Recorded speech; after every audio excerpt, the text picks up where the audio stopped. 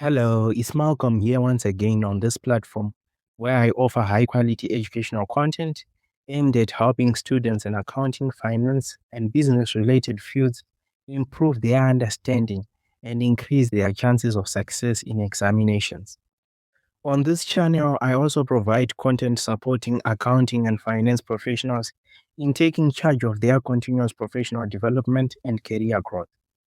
In addition, I also offer ACCA classes and academic support for accounting and finance students preparing for their ACCA examinations.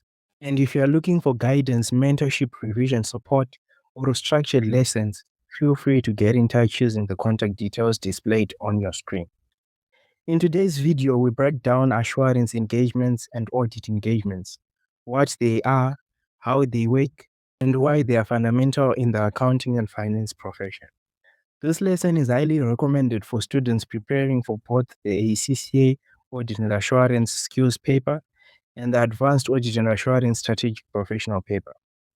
And also, whether you're an accounting student, finance student, aspiring auditor, or a working professional, this video will give you practical insights and a strong foundation in assurance and auditing concepts.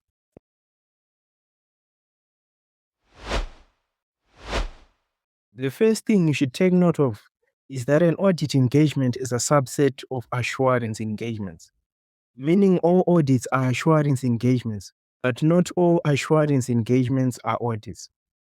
By definition, an assurance engagement is an independent service where a practitioner evaluates a subject matter against a set criterion to enhance users' confidence.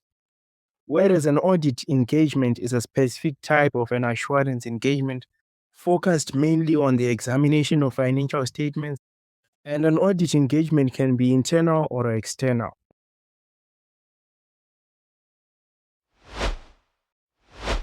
An assurance engagement is built on 5 key elements: a three-party relationship, a subject matter, a suitable criteria, sufficient appropriate evidence, and a written report.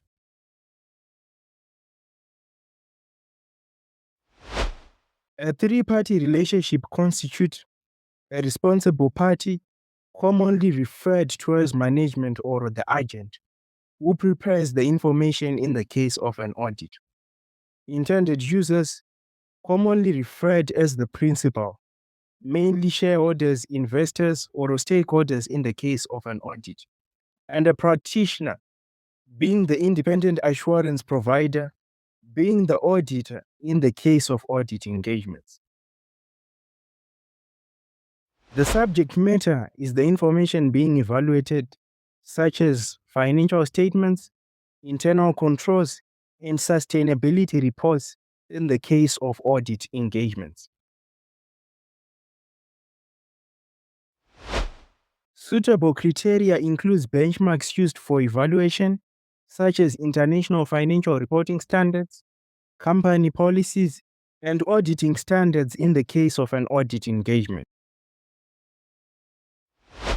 Sufficient appropriate evidence is evidence normally gathered through inspection, inquiry, observation, and analytical procedures, and is used to support the practitioner's conclusion. Finally, a written report is a formal report stating the practitioner's conclusion, designed to enhance the confidence of intended users in the subject matter. In assurance engagements, there are 2 levels of assurance: reasonable assurance and limited assurance. Reasonable assurance is a high level of assurance. It is obtained in audits where the practitioner performs extensive procedures, gathers strong evidence, and concludes the information is free from material misstatements. Under a reasonable assurance, the conclusion is usually expressed in a positive form, such as the financial statements of ABC Limited present a true and fair view. Limited assurance, on the other hand, is a lower level of assurance. Here, the practitioner performs fewer procedures and obtains less evidence, mainly through inquiry and analytical reviews. The conclusion is expressed in a negative form, such as Nothing has come to our attention indicating that the financial statements of MJ Company are misstated. Now, the key difference between the two is the depth of work and strength of evidence. In summary, we can say a reasonable assurance is high and detailed, while a limited assurance is moderate and less extensive. And the rule of thumb is that audits fall under reasonable assurance and reviews fall within the scope of limited assurance.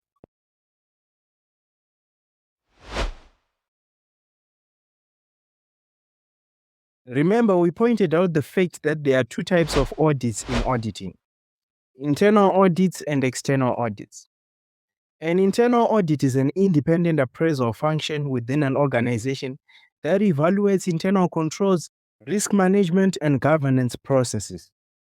Its purpose is to improve operational efficiency and ensure compliance with internal policies. Whereas an external audit is an independent examination of financial statements performed by an independent external auditor. The objective is to express an opinion on whether the financial statements are prepared in all material respects in accordance with applicable financial reporting standards. The key difference between the two is that internal audit focuses on assessing and improving the efficiency and effectiveness of internal controls, while external audit focuses on expressing an independent opinion on the integrity of financial statements prepared by the responsible parties.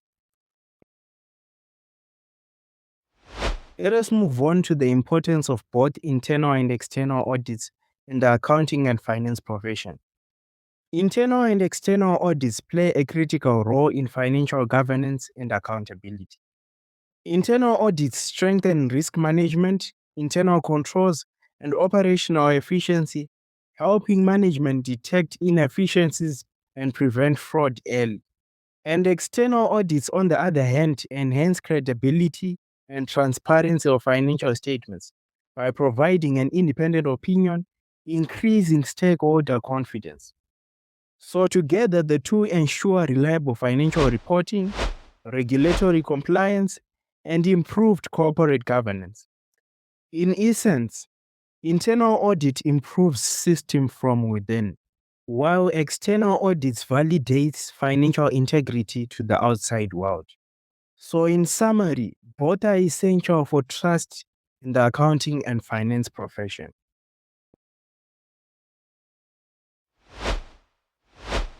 Let us now look at the external audit process.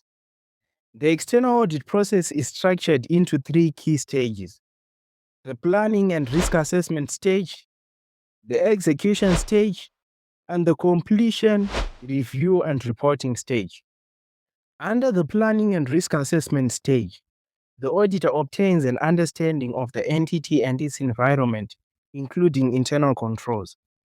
And key activities normally include identifying and assessing risks of material misstatement and designing an appropriate audit strategy and a detailed audit plan. Under the execution stage, the auditor performs audit procedures to obtain sufficient appropriate evidence. These include tests of controls and substantive procedures such as inspection, observation, inquiry, and analytical review. Finally, under the completion, review, and reporting stage, the auditor evaluates audit evidence, performs final analytical procedures, reviews financial statement disclosures, and forms an overall conclusion on the financial statements. The engagement results in the issuance of the audit opinion and the auditor's report.